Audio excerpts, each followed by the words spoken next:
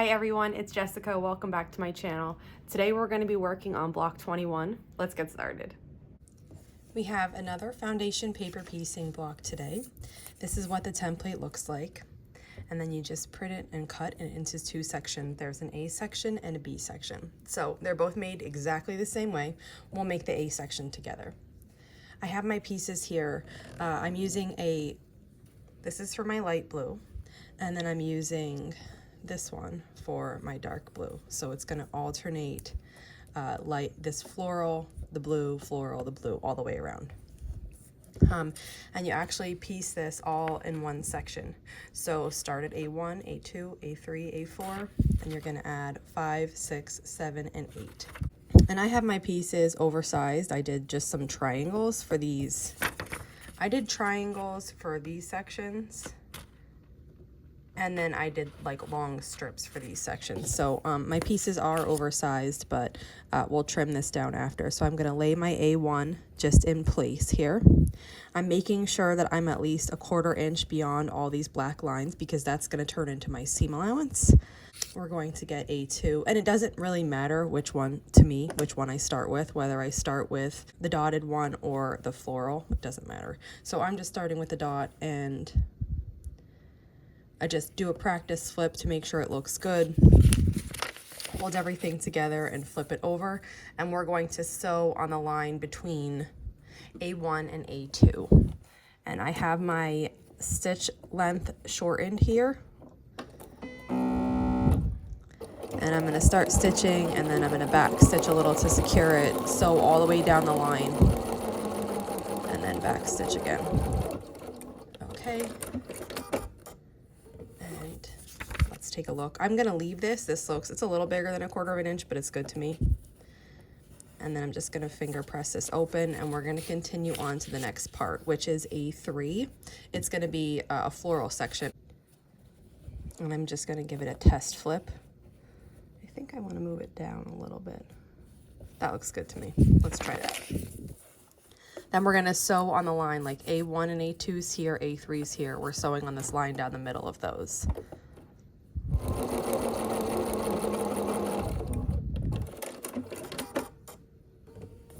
Okay, let's see what that looks like.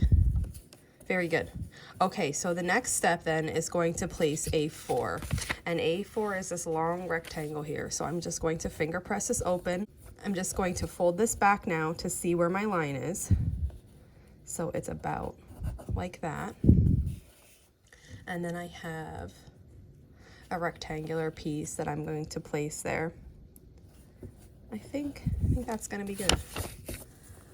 And then we'll sew along this line between A1, 2, 3 and A4.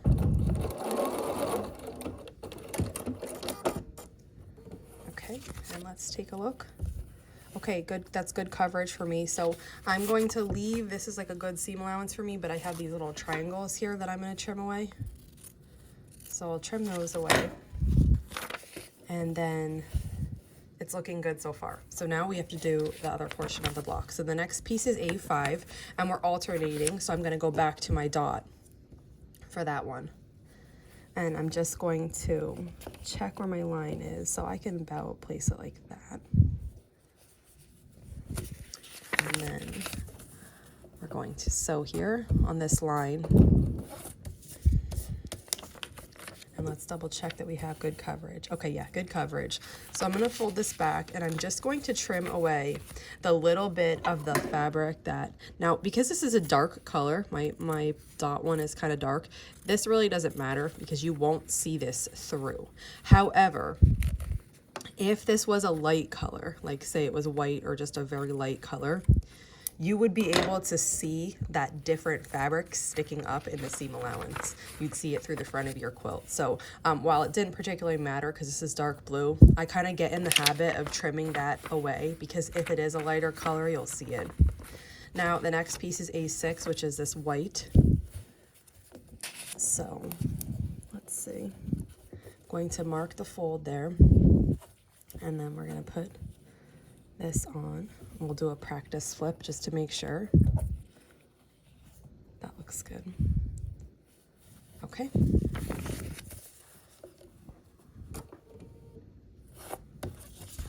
I just make sure I have full coverage here along this seam allowance before I trim away. And now you can see, so this would be a case where if I left this little bit of blue, I would see it through the white. So my seam allowance is pretty thick over here, so I'm gonna trim away just some of it. And I'm also making sure I'm including that blue overage. And now that that's gone, there still is shadow because your white is here, but you won't actually see the blueprint underneath it. So the next piece then is A7, which is our other colored triangle. I'm just finding where my seam line is. I'm gonna press it so I know. And then we're going to lay this. And I'm gonna test flip. Okay, I wanna move it down more. That looks good to me. You can piece this block traditionally with templates, but I think this foundation paper piecing version is really fun to do, and it's so easy, especially because of the way that I've designed this here. Like traditionally, this line goes straight up through the corner, and what I did was I took that line away and I put this rectangle here, so it's easy to foundation paper piece this in just 2 sections, the whole block, instead of doing it's actually even smaller than quadrants. It would be like 8 sections, and that you'd have to put all together. But by changing that corner a little bit, we're able to piece this in just 2 sections and then put the 2 sections together. So this is really a really fun one for me. I really like the way it looks. Even though I changed the way that the whites are, once it's pieced, it looks exactly the same. There's some seam lines in different places, but it's still visually exactly the same. And once it's sewn into your quilt and you don't even see those seam lines, it's so pretty. So we're putting our last piece on this section here, A8, and we're going to sew on our final seam line in this half of the block. Okay, and we'll trim away here to leave 1/4 inch. I'm making sure I get that colored bit. There we go. And now we have half of the block done. The other half of the block, the B section, is pieced in exactly the same way. So I'm gonna piece the B section, then I'll meet you back here and we'll trim these and then sew it together. So I've finished piecing 2 sections here, and before you continue, you just want to make sure that you do have your fabrics every other. And once you're confirmed on that, you can go ahead and start pressing these. Now, if you did press along the way as you did your foundation paper piecing, then you obviously don't need to do this step because your pressing is done. But I just give these a press with an iron when I'm finished piecing each section. And the reason I do that is because I want the section to be very flat before we trim it. That way, when I flip this over, I know that all my pieces are laying correctly and that I can get an accurate trim. So when we come over here to my cutting board to trim, we flip it over to the back paper side. And then I have my ruler and my rotary cutter. And we're going to lay the 1/4 inch line of the ruler onto the dark line. So let me show you with this one. We have the dark line, which is where we sew, and this dotted line is where we trim. The space in between those two is our 1/4 inch seam allowance. When I'm trimming this down, I need to be trimming on the outermost line, which is the dotted line. I'm laying the 1/4 inch line of my ruler on the dark line of this piece, and then we're trimming it away. And once we're finished, it looks like this from the back, and this from the front. Now you can see here, I'm a touch inside right here, but I'm gonna lose this on the seam allowance. This isn't even 1/8 of an inch. So that's gonna be completely sewn into this seam allowance.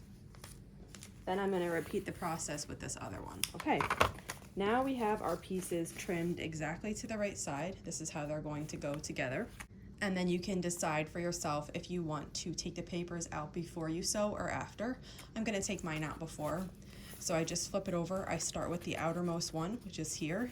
Usually that's backwards in number order.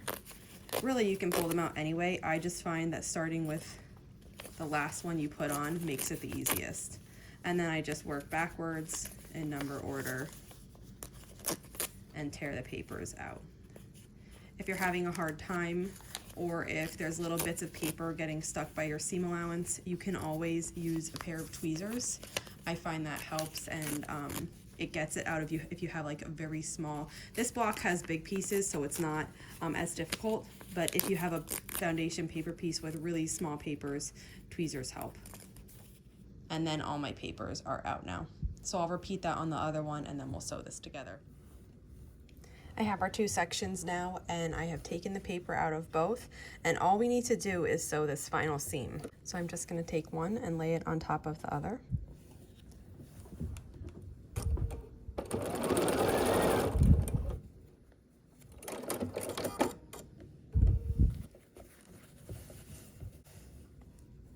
And here's the block. And here is our finished block. I love this one. It might be my favorite so far. I hope you had a nice time making it. And if you have any questions, just let me know and I'll be sure to answer. Thanks for following along.